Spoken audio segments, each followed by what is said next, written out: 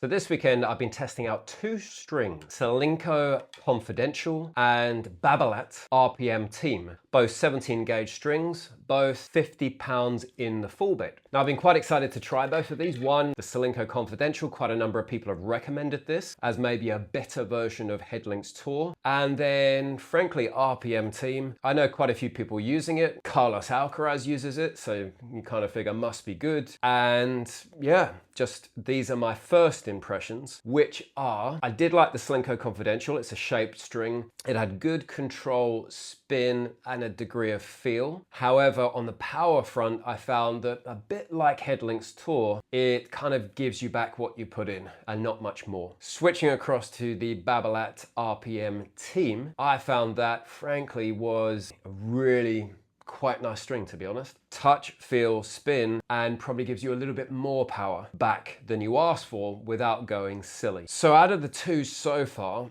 I've got to tell you that I am going to keep trying them. I've only done about an hour on each, so I don't presume that kind of, wow, this is it. I've found strings that I like. I am getting to the point where I'm saying, kind of the thing I've got to look for is, can I build a game around this string? Which out of the two, the RPM Team from Babolat is probably the one I would be more inclined to. That said, if I've only put an hour in so far, what does playing for it for longer? For example, does the Confidential soften up? Does it get a bit more powerful? Does the team start to get a bit mushy and kind of goes a little bit too far and all of a sudden loses that control? You don't really know how they're going to play once they've been broken in for a couple of hours. But I think I'm getting close to picking a string, and I kind of need to because I've got some tournaments coming up. So I've got to start training with one string. So let's see. RPM Team, Confidential, or I'm still going to try out a string like Luxolon 4G. Plus, I'm actually quite interested to try Technifibre Razor Code Blue.